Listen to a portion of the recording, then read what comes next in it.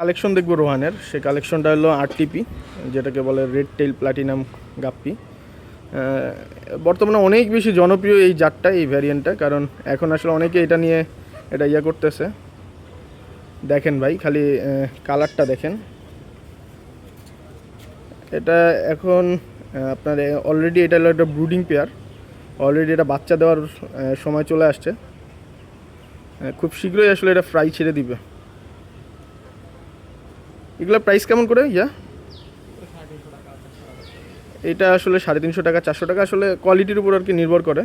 দেখা যায় অনেক সময় কোয়ালিটি একটু ভালো হয়ে যায়, আবার অনেক সময় কোয়ালিটি খারাপ হয়ে যায়। বাট এই পেয়ারটা বেশ কোয়ালিটিফুল একটা পেয়ার, যেটা আসলে আমি আপনাদেরকে দেখাতে পারছি কিনা আমি জানি না।